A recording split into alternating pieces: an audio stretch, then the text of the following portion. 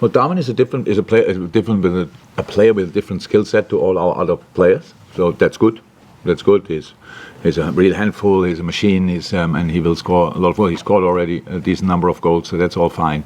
But yes, of course, he's still adapting. His English is still not great, if existing at all. We are working on that massively. So it's not helpful to go through a difficult debut season for the whole team, which makes it then for a striker. How can a striker shine when the whole team is struggling? So that's not possible. But he had super moments for us, absolutely. But was injured in some moments and suspended in other moments, and that's not helpful. But it's no problem at all. This is a long-term project, and I understand that he wants to play desperately from the beginning and stuff like this. That's all fine. But we have to find for us a way that it works really for us again, and then we have to fit in the players that we really can use the specific strengths as well.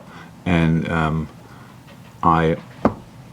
I'm completely fine with the situation. So, but I understand that Darwin is not always fine. But it's not that he smiles in my face when he realized that he will not start. It's not like this. Oh, thank you, boss. Anyway, I had no time. So that's not like that. But it's absolutely fine. It's that's how we have to deal with the situation. When you have 5-6 players available up front, I have to make decisions. That's good. That's good. That's how it should be. And then we will see. And the boys, the door is miles open. But the more sessions we have, the more sessions you have to show up. And he came on and was exceptional, to be honest. It was exceptional. Not only the goal he scored before that as well. It was absolutely exceptional. It was exactly the right way. Everybody who came on was like on fire. And that's what we need. And then, how I said, we have now 5 games in 2 weeks, and Darwin will start games definitely.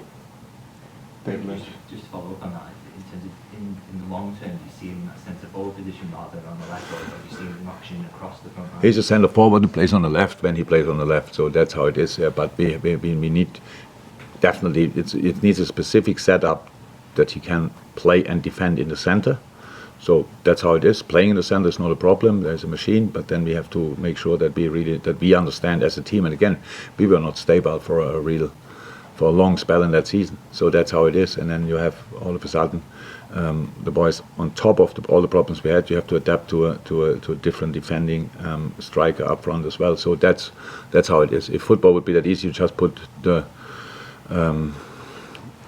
11 players with the most potential together on the pitch and then hope that it works out. And you don't need me or other managers. So it's really about tuning it.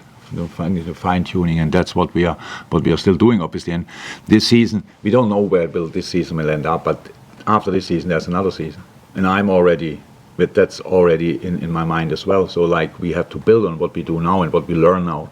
We learned a lot which we didn't want to learn, and now we have maybe the opportunity to learn a few things we really can use, and that's how I see it. And that means everything's fine. He can play absolutely both positions 100%, and both positions really well, and did that for us already. And I said, I'm completely fine with it. He has to learn English. That's how it is, because of all that we can translate everything, but in training sessions we cannot have 4 languages and translate it. And I think it's football language, so that will help him massively.